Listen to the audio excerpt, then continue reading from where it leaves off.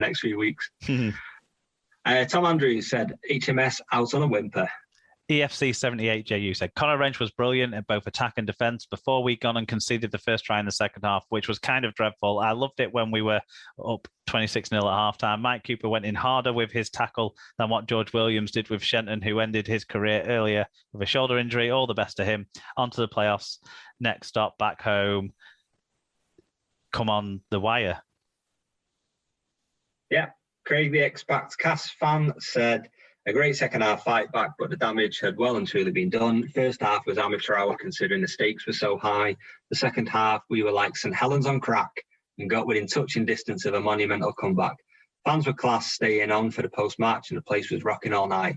Operation Pistol League temporarily on hold, crying emoji. Good luck to all the teams in the finals. I think he means Catalans on crack, didn't he? Always in our shadow. Liam Moore at fault letting Wire kick off 40 minutes before Cass was ready. That apart, he had a good game and correctly called the red. Cass so far off the pace for the first 40, emotion or what, no excuse with what was at stake, giving Wire so many cheap points. Second half better, but never felt Cass could haul it back. David Hunter, dominant. Cass had nothing. For a team playing for their season, they were poor. Concerning that their coach will coach Warrington next year.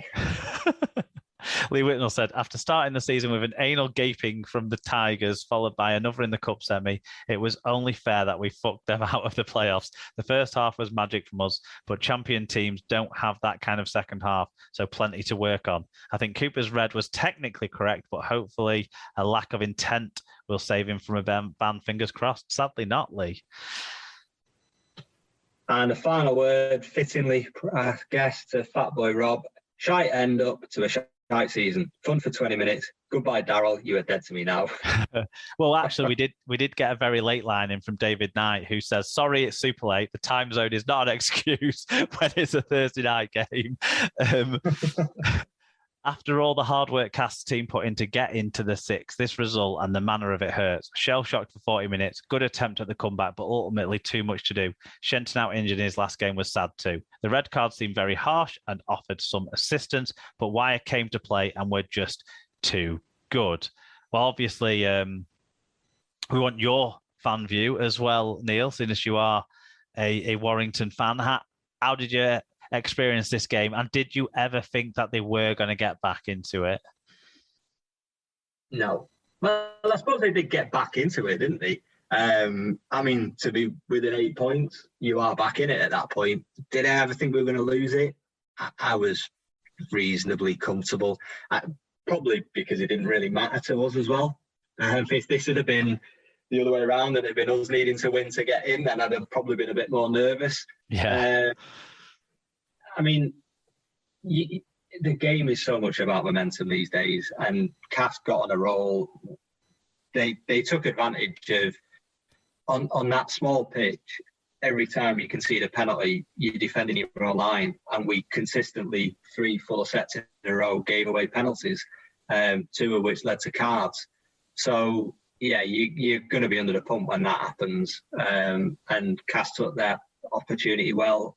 They had one play that they kept executing well, that play with Evalds out the back, and yeah, so I mean, thankfully we'd got enough up by that point that we could keep them at arm's length. Even so, I mean, it's the reason why sometimes teams come back from 20 points down, but they don't come back from 30 points down, because it's too hard to keep that going for the length of time that you need to close that kind of a gap out, I think. But I was a bit miffed because the notes I scribbled down as I was watching it in the first half, Sky trotted out themselves at half time, so it looks like I just copied what they said.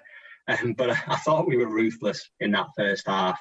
And I thought in Mamo and Ashton, we had what looked like by a distance the 2 quickest players on the pitch.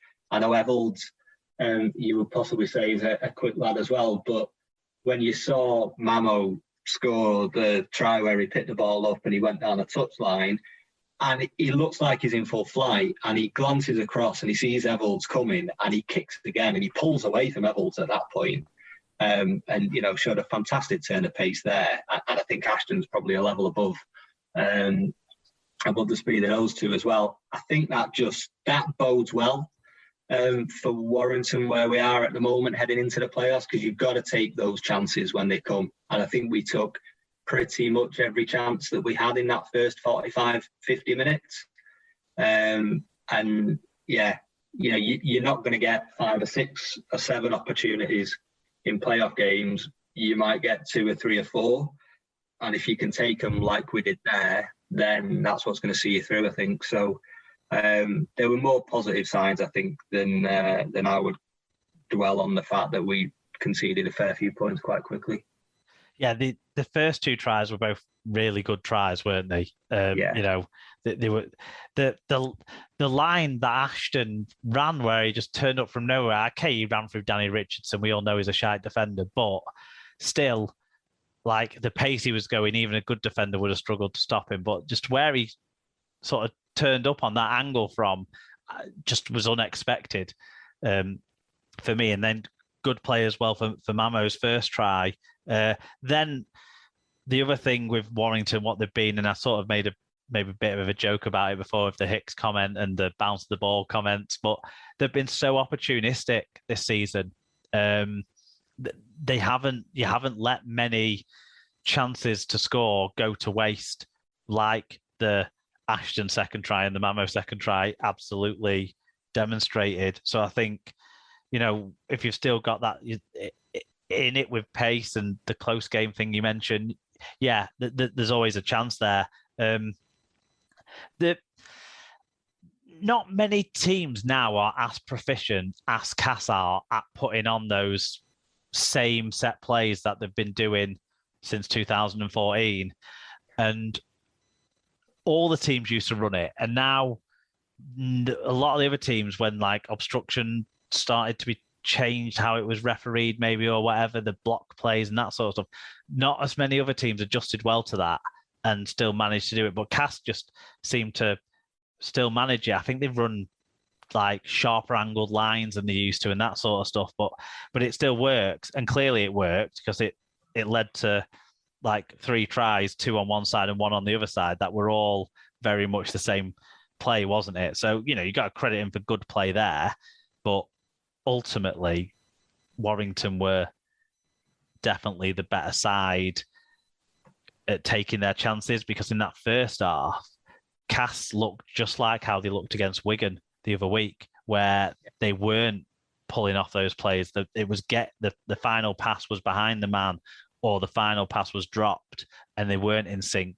So, and I think with the way Warrington play, they don't necessarily need to be in sync to score, because they've got skillful and opportunistic players rather than playing to a pattern. Yeah, I think you're right, Mark. And the Cards, I have no complaints on. I chatted about it on social media over the weekend. I called a grade B 1 match ban for Cooper, and that's what he got. I think that's fair. I understand the argument that it's harsh, because and I think Barry McDermott was one who was making this point.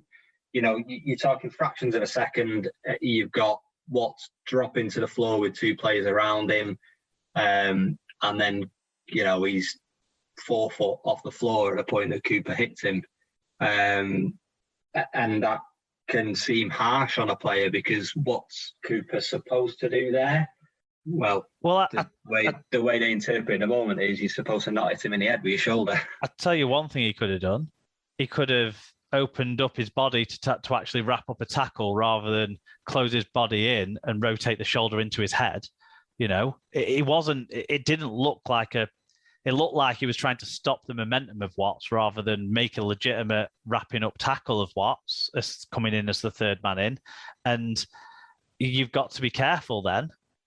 You've got a duty of care there, and it was definitely careless in the way he approached that tackle.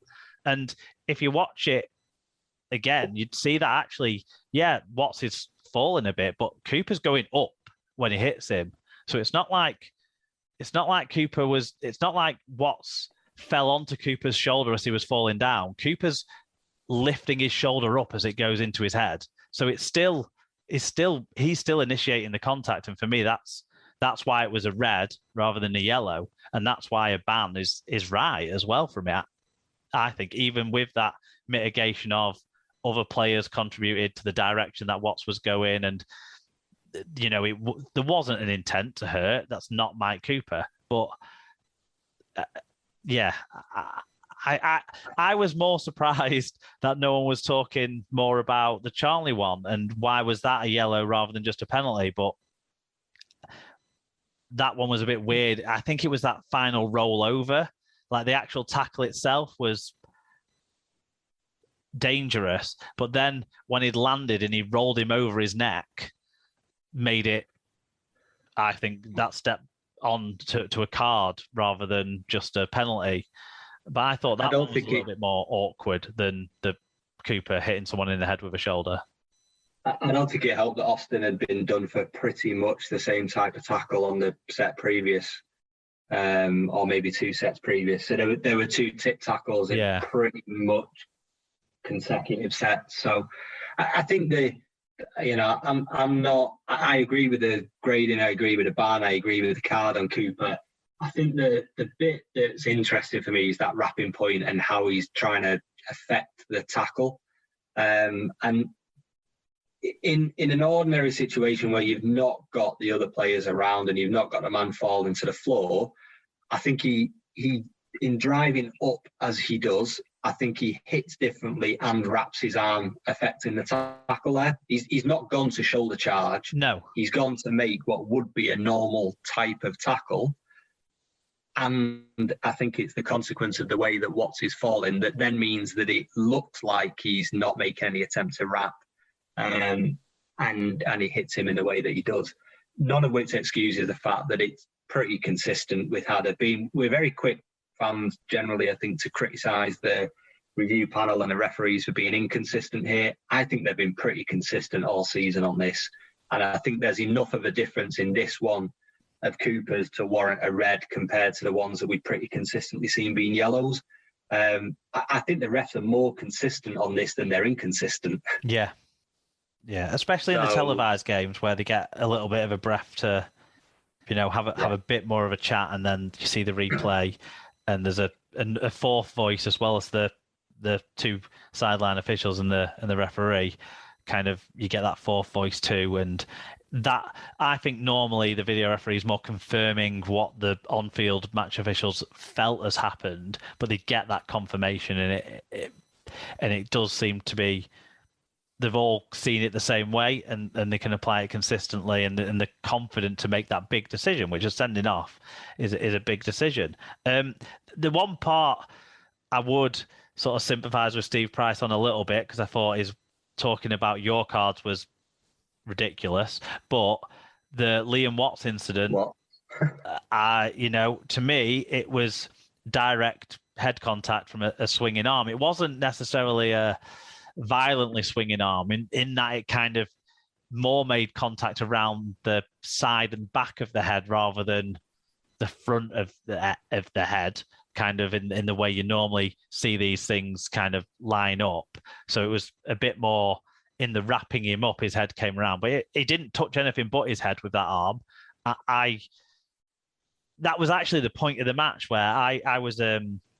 It was the night before the wedding, but we were at the hotel where the wedding was, and with some friends and stuff. And I'd just sort of checked the score and seen that Cass had got it closer and there'd been a red card. So I thought, oh, we could be on for a finish here. I'm going to watch this last 10 minutes. Turned it on. That happened. And I was like, well, is that the card? Is my Sky go like a few minutes behind? And I realised no, because Cass didn't get someone sent off. And I thought, what should have been sin binned for me as well. So I'll agree with your coach on that one. The disciplinary kind of calls it as you did, Mark. Then it's a player hits opponent initially in the back and shoulders and rides up into the head. So they're saying initial contact was not the head, and therefore fine, no further action.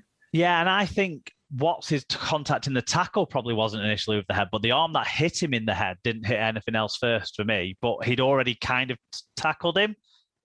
But then swung another arm round into his head, sort of thing. Yeah. Yeah. But anyway.